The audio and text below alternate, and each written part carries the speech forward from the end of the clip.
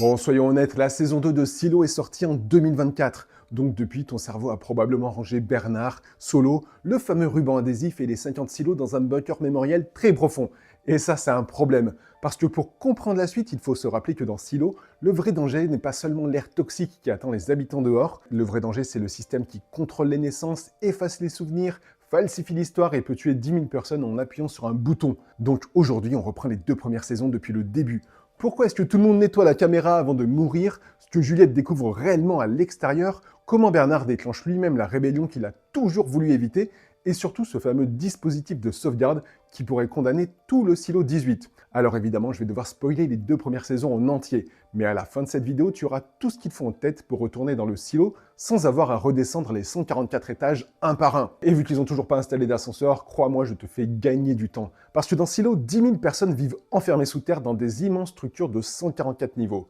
Personne ne sait vraiment qui l'a construite, ni depuis combien de temps elle existe, ni même ce qui a détruit le monde extérieur. Une seule certitude, c'est que l'air dehors est mortel. Une caméra filme en permanence un paysage gris et ravagé, et lorsqu'un habitant propose les mots « je veux sortir », sa décision devient irrévocable. On lui donne une combinaison, un casque et un chiffon, puis on l'envoie dehors en lui demandant de nettoyer la caméra. Personne n'est vraiment forcé de le faire, et pourtant tout le monde nettoie avant de mourir. Dans le silo, tout ce qui pourrait révéler le passé est interdit. Les livres, les reliques, les appareils électroniques et même certaines technologies basiques peuvent vous envoyer en prison. Alors officiellement, toutes les archives ont été détruites lors d'une rébellion survenue 140 ans plus tôt, mais en réalité, quelqu'un veut surtout empêcher les habitants de comprendre leur propre monde. Et l'histoire commence avec le shérif Holston et sa femme Allison. Tous deux rêvent d'avoir un enfant, mais les naissances sont strictement contrôlées. Ils obtiennent enfin l'autorisation d'essayer pendant 1 an, et un médecin est censé retirer l'implant contraceptif de Allison. Mais elle ne tombe jamais enceinte. Un jour, une femme appelée Gloria l'avertit que le système choisit secrètement qui est autorisé à se reproduire. Les habitants trop curieux ou trop indépendants ne sont jamais censés avoir d'enfants. Allison commence à la croire lorsqu'elle fait la rencontre de George Wilkins. George possède un disque dur interdit rempli d'anciens fichiers. Et ensemble, ils découvrent les plans du silo, la trace d'un possible tunnel caché sous les fondations et surtout une vidéo montrant l'extérieur. Dans cette vidéo, l'herbe est verte, le ciel est bleu et les oiseaux volent dans les airs. Allison en conclut que le paysage gris diffusé dans le silo est faux. Et lorsqu'elle ouvre elle-même son bras, elle découvre que son implant contraceptif est toujours là. Donc on lui a menti sur sa grossesse et elle devient persuadée qu'on lui ment aussi sur l'extérieur. Allison demande donc à sortir et elle conclut un pacte avec Holston. Si le monde est réellement mort, elle ne nettoiera pas la caméra. Mais si elle voit le paysage verdoyant de la vidéo, alors elle la nettoiera pour lui transmettre un message. Et une fois dehors, son casque lui montre exactement ce paradis. Elle se dirige donc vers la caméra, la nettoie, puis s'effondre et meurt. 2 ans plus tard, Holston n'a jamais oublié ce signal. En enquêtant sur la mort mystérieuse de George, il rencontre Juliette Nichols, une mécanicienne de niveau inférieur et l'ancienne compagne de George. Juliette est persuadée qu'il ne s'est pas suicidé.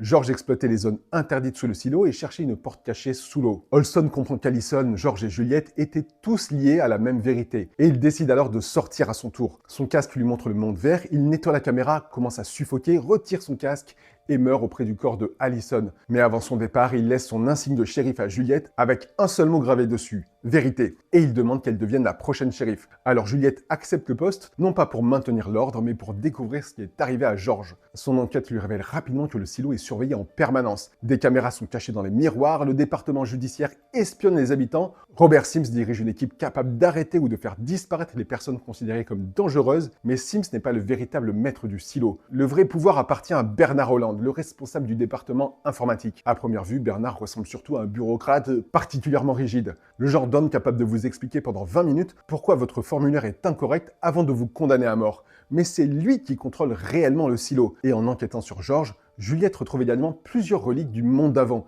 Elle découvre l'existence des Flamekeepers, un groupe qui tentait de préserver les souvenirs interdits, et comprend que sa propre famille avait déjà été persécutée pour avoir cherché la vérité. Sa mère avait notamment construit un microscope pour essayer de sauver son fils malade. L'appareil avait été détruit par les autorités et cette tragédie a fini par briser toute la famille. Juliette retrouve finalement le disque dur de George et elle y découvre le message dans lequel il lui révèle avoir trouvé le tunnel sous le silo. Elle apprend également qu'il s'est jeté dans le vide pour éviter que ses tortionnaires ne lui fassent révéler ce qu'il savait sur elle. Puis Juliette ouvre à son tour la vidéo montrant le monde extérieur verdoyant. Elle tente de la diffuser sur les écrans du silo, mais Bernard coupe immédiatement le système. Juliette est arrêtée, Bernard lui propose alors un marché. Si elle accepte de sortir sans procès, ses proches seront épargnés. Mais avant son départ, Martha, qui a pratiquement élevé Juliette dans les niveaux mécaniques, comprend enfin l'importance d'un détail apparemment ridicule.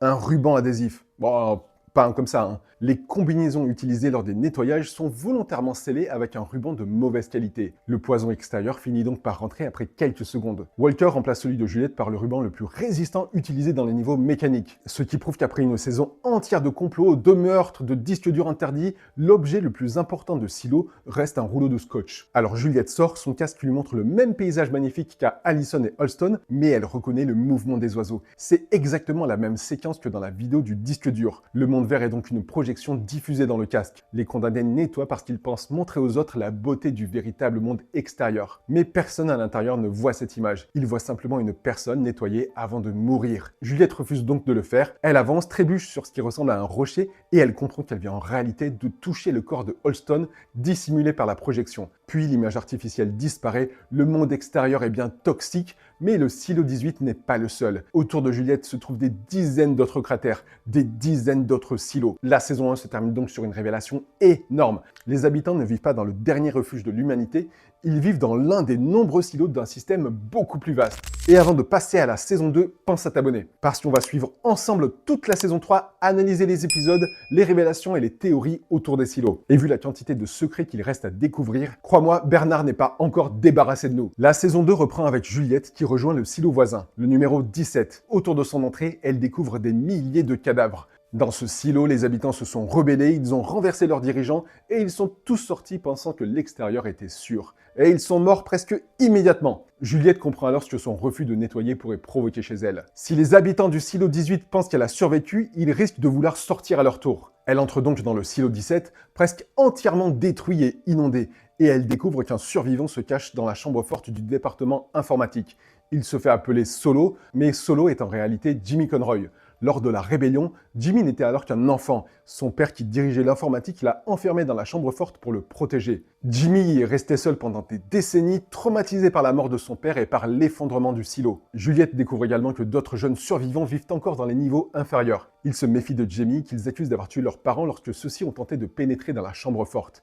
Mais Jimmy n'est pas réellement un monstre, c'est surtout un enfant traumatisé qui a grandi seul et qui a défendu la seule pièce dans laquelle son père lui avait ordonné de rester. Avec son aide, Juliette parvient à récupérer une nouvelle combinaison pour rentrer dans le silo 18. Mais surtout, elle découvre l'existence d'un système beaucoup plus inquiétant. Un dispositif caché dans les murs capable de libérer une substance mortelle dans tout le silo. Pendant ce temps, dans le silo 18, le refus de Juliette de nettoyer provoque exactement la crise que Bernard redoutait. Bernard ouvre alors un livre appelé l'Ordre. Cet ouvrage contient les instructions laissées par les fondateurs pour gérer les silos. L'Ordre conseille de monter les niveaux supérieurs contre les niveaux mécaniques, car ces derniers contrôlent le générateur et peuvent facilement devenir un ennemi commun. Bernard applique donc méthodiquement ce plan. Il affirme que Juliette est morte après avoir testé une nouvelle combinaison. Il arrête ses proches, il provoque des pénuries, il organise de faux incidents et il accuse les mécaniciens d'être responsables du chaos. La stratégie de Bernard pour éviter une rébellion consiste donc à affamer une partie de la population, fabriquer des attentats et accuser des innocents. Le service communication du silo traverse visiblement une période difficile.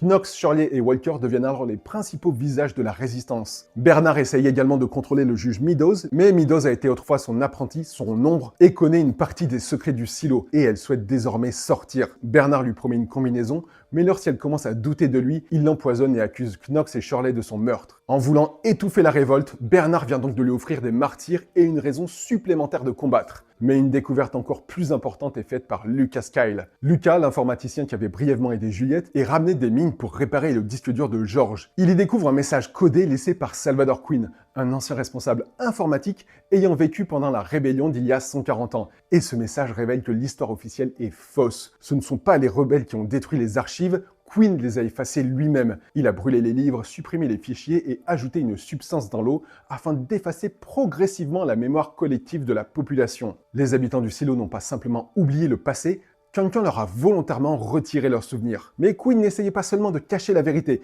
il cherchait apparemment à protéger le silo d'une menace encore plus grande. Son message conduit Lucas jusqu'aux profondeurs de la structure. Là, il découvre une immense porte et entre en contact avec une intelligence artificielle capable de surveiller le silo. Cette entité lui révèle l'existence du Safeguard, le dispositif de sauvegarde. Un système intégré aux conduites et capable de tuer les 10 000 habitants du silo si celui-ci devenait incontrôlable ou si certaines informations sont révélées. Bernard semblait donc être l'homme le plus puissant du silo, mais il n'a jamais été réellement au sommet. Une autre autorité surveille les habitants, décide de ce qu'ils peuvent savoir et peut effacer toute une population en quelques minutes.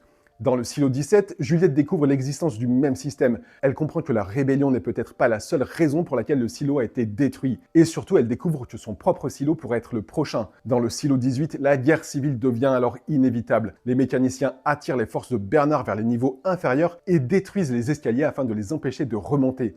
Pour déclencher l'explosion, le père de Juliette se sacrifie.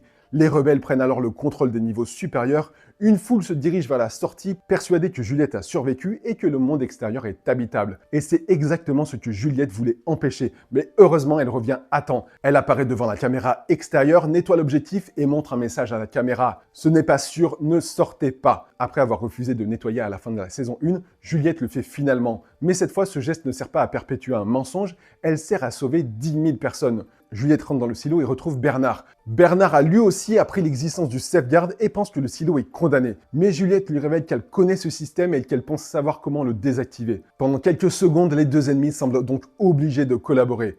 Bernard qui a toujours voulu sauver le silo en cachant la vérité et Juliette qui a toujours cherché la vérité, quitte à mettre le silo en danger. Puis le système d'incinération se déclenche, les flammes les encerclent, mais Juliette porte une combinaison résistante au feu. Malheureusement pour Bernard, lui, beaucoup moins. Et la saison s'arrête là. Enfin, presque, parce que la dernière scène nous ramène dans le monde d'avant. Un jeune élu de Géorgie discute avec un journaliste alors qu'une attaque impliquant une bombe sale vient apparemment de frapper les États-Unis. Le gouvernement envisage une riposte liée à des armes radiologiques. Pour la première fois, Silo ne nous montre donc pas seulement les conséquences de la catastrophe, la série commence à nous montrer comment elle a débuté. Et à la fin de la saison 2, voilà ce qu'il faut absolument retenir. L'extérieur est réellement toxique. Les paysages verts visibles dans les casques sont des projections. L'histoire du silo a été volontairement effacée. Une intelligence artificielle surveille les habitants et chaque silo possède probablement un safeguard capable d'exterminer toute sa population. Juliette ne cherche pas seulement à comprendre pourquoi l'humanité vit sous terre, elle doit maintenant découvrir qui contrôle réellement les silos, pourquoi ils ont été construits et comment empêcher le silo 18 d'être effacé. Mais surtout, une question reste entière. Est-ce que les silos ont été créés pour sauver l'humanité ou pour décider quelle partie de l'humanité mérite de survivre? Et toi, dis-moi en commentaire, quelle est la révélation qui t'a le plus marqué?